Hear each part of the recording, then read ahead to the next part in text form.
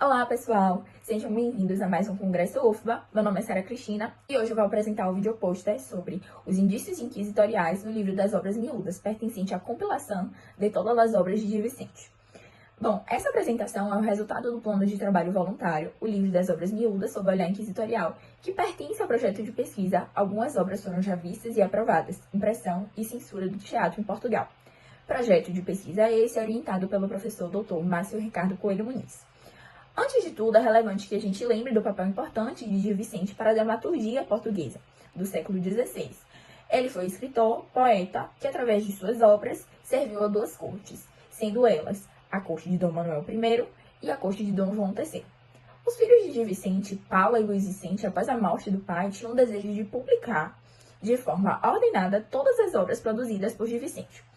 Os filhos, então, conseguiram um alvará real de impressão, que foi concedido por Dona Catarina, a regente real, e o alvará de duração de 10 anos autorizava que os filhos comercializassem suas obras com o selo oficial do reino. Foi publicada a primeira compilação no ano de 1562, com certa proteção real, e no ano de 1586, uma nova publicação da compilação é feita, e essa já sem esse privilégio real. Então, nosso objetivo é comparar as duas edições e perceber os efeitos da censura inquisitorial sobre elas. Em ambas as compilações, existe uma tentativa de dividir por gêneros textuais. Então, o primeiro livro é o livro de devoções, o segundo das comédias, o terceiro das tragicomédias, o quarto livro das faces e o quinto livro das obras miúdas. O foco do meu plano é o quinto livro, o livro das obras miúdas. A primeira observação a ser feita sobre esse livro é que, diferentemente dos outros livros, o quinto livro não apresenta uma portada, ou seja, não apresenta uma capa que determina o início do livro. Outro ponto é que o quinto livro não é organizado por gêneros textuais, como os outros são.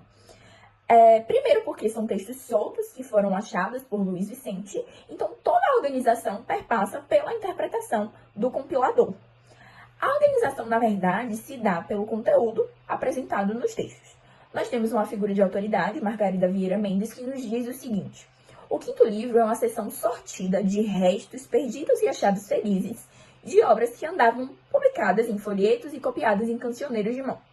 Conseguimos perceber o que Margarida fala quando analisamos os textos presentes no quinto livro, sendo eles o Salmo de Miserere, o Sermão de Abrantes, Romance à Morte de Dom Manuel I, Orações dos Grandes de Portugal, a Nossa Senhora de Belém pelo rei Dom Manuel I, Aclamação de Dom João III, trovas separadamente destinadas a diferentes nobres, incluindo Dom João III, o Pranto e o Testamento de Maria Parda e, por último, Sepultura. Para ilustrar os efeitos da Inquisição no quinto livro de Gil Vicente, escolhi o Pranto de Maria Parda, que aborda uma mulher desesperada diante da escassez de vinho e se queixando dos altos preços nas tavernas de Lisboa. O texto se volta também aos pedidos fiados que Maria Parda faz para que alguém pague e ela possa saciar sua sede. O que se pode perceber é que a atuação censora apresenta algumas irregularidades e nuances no que destoam das ordens inquisitoriais, principalmente quando pensamos que Maria Parda é um pranto de uma mulher destinado ao desejo obsessivo por uma bebida alcoólica. E normalmente os prantos são destinados a pessoas que ocuparam um cargo de importância e acabaram falecendo. Existe uma satirização do gênero textual que poderia ser facilmente excluído pela Inquisição. O texto permanece, mas obviamente a censura atua de alguma forma. Selecionei um trecho específico para que a gente possa observar essa censura. A partir dos versos, nós levantamos algumas hipóteses para a troca do termo Isaías pelo termo francês. O termo Isaías é oriundo de um texto bíblico e, portanto, não seria bem interpretado.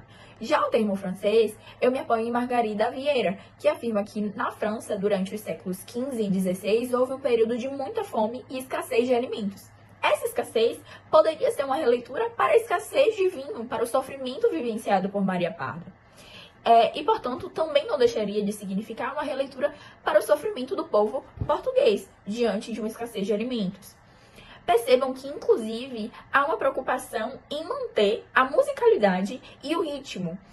3 dias é trocado por 1 mês, justamente para que se mantenha essa musicalidade dos versos. Com isso, a gente percebe uma das muitas influências da Inquisição nas obras de Gil Vicente. É isso, gente. Muito obrigada pela atenção. Bom congresso!